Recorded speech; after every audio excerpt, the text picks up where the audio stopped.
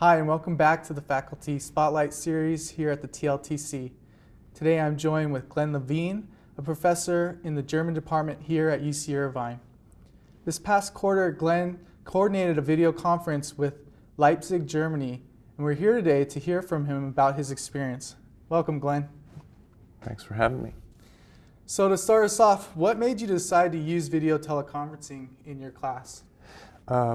Well, for a long time, I've actually wanted to find a way to connect my students up with real people in a German-speaking environment, and this seemed like, one of the best ways to do it was to actually bring them together so they could see each other and talk to each other in the framework of the class. Oh, great. Yeah. And how did you go about meeting your colleagues in Leipzig that are willing and able to video conference with your class? It wasn't easy, and it actually took a long time to arrange. It had been a long-standing conversation with a colleague that I knew from University of Leipzig. 5, 6, 7 years we'd talked about it at conferences we met at. Oh, we have to do something, we'd like to connect a course, and not necessarily video conference, but link up courses in some way, in a concrete way. It was an idea. And finally then, when I was in Germany last year, and I visited Leipzig, it was the opportunity, and he said, here, let me introduce you to Lavinia. Lavinia is his colleague who deals with technology projects, basically. Okay. And he said, Lavinia, this is Glenn, do something. And he provided resources on their end for her to do that. And she then located an instructor, and a guy who had never done anything with technology, really. I don't even think he had been emailing prior to this project. Oh, wow. And he was teaching an English class every year, intermediate and advanced level English class. And he was willing and enthusiastic. And so we met. We actually then had a day-long meeting, the three of us, to hammer out what this course could look like. And I think that was very important. It would have been much more cumbersome to do it all by telephone or video conference, at least at the outset. It was great that we could meet face-to-face and talk out the details. Was that meeting in Germany then? Yeah, that was in Leipzig when I was in Germany for a research trip, so this was opportune, okay, that we could meet. Yeah. So how did you go about structuring your video conference that you had? Well, we decided at the outset that each video conference should have its own specific purpose function within the framework of the course, except for the first one, which was kind of like get to know you and introduce yourself, which is also a purpose, I guess. But we decided to structure them by having students prepare in advance materials or text they were supposed to read or a film they were supposed to watch that they would then present or discuss in the video conference. Like a very specific task. And I don't know if you noticed it when you were there, but his students spoke English and my students spoke German. Right. That was part of the deal. And we were apprehensive at the outset about that framework. But as a parent of children who hear German from us and speak back in English, I knew that it worked in that context. So I thought it could work with students too. And so they prepared, in addition to the video conference, we had a wiki page that the students put content into on both sides. And we had groups, 8 groups. And in each group there was one of my students and 2 of his students. And so they were essentially in a working group as if it was one class, just in both universities. And the video conference was really there for them to do their common presentations to each other and for each other. Great. Yeah. What did you see as the benefits for your students with the video conferencing? I'd have to say the biggest benefit, there were 2. One is that they get to sort of meet face-to-face with their fellow students in Germany.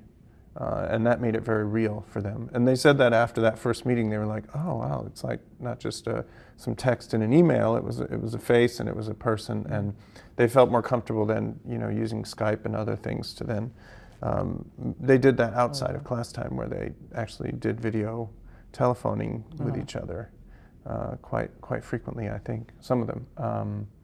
And the other benefit really is the authenticity issue. They had to perform. It wasn't just for me get up in front of class and do a presentation and the teacher's going to give you a grade. They had to get up, and these German native speakers, or in many cases international students in Germany, but they had to perform essentially, and that made them, I think, take the whole project more seriously or in a different light than they might have if it was all internal to the classroom, to our classroom. So the authenticity would be, for a language classroom context, that was a huge benefit. Great. Yeah. What were some of your concerns about the technology, and how did that change after your first video conference? Wow, what do you think? I mean, our concern was that it wouldn't work, that we would be sitting there, and I always had a plan B, like what are we going to do today if this connection doesn't work? And in fact, that never, thanks to you, that never happened. Worked every time. There was one time, the one time you weren't there, I think, where it took us a while because we didn't have the IP address, and we had to sort of dig through the emails to find the IP address that we then entered. But, I was really pleasantly surprised that it's really no harder than dialing up a phone number if you enter the IP address. So, I guess the other big concern I had was pedagogical, was that the students wouldn't be able to do it. And in fact, partly that was borne out. I mean, I think this format did reveal or push the limits of that performance issue.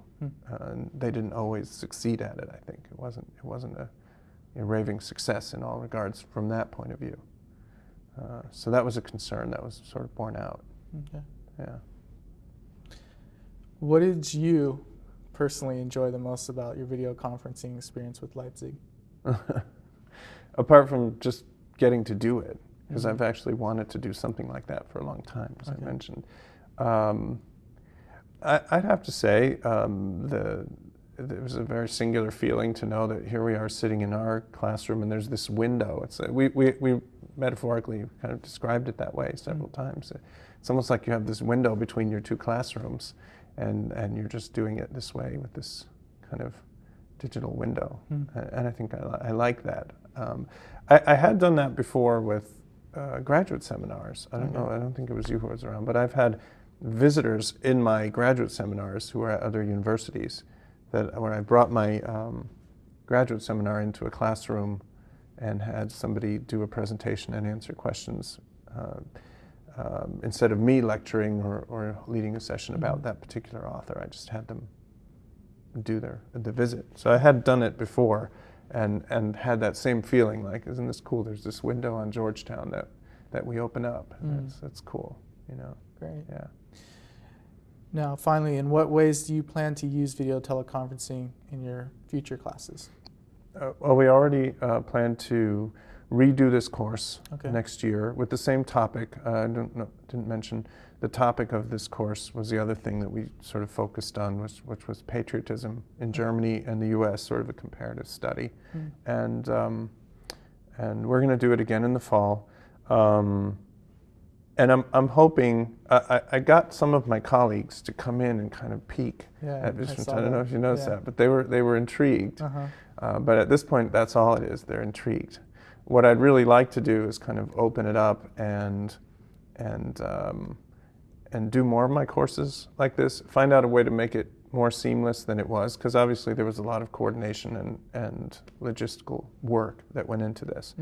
I'd really like to find a way to do some form of this for other language classes we have or other seminars where there's a real link or a real-time link with some group, in our case in Germany, because I think this authenticity of communication issue is extremely valuable, and we spend a lot of time as language teachers trying to create conditions that simulate real communication in the target culture. And we've gotten pretty good at it. But this is a way where, with some careful planning, you can actually just create affordances and conditions for that kind of communication to happen that's beyond the teacher's control, but presumably would be quite beneficial. So on the one hand, I want to do it with more of the courses I'm involved with that I teach myself or coordinate, and I want to also kind of open it up even in the School of Humanities and say, we could do this more and more easily. The time change is a bit of a problem sometimes, but if you have them willing to come in late like ours were, it should work, you know. Yeah. Yeah. So yeah, this is hopefully just the first step. Great. Yeah. Well, I want to thank you for your time today, Well, and look forward to working with you in the future. okay, glad to do it. Yeah, great.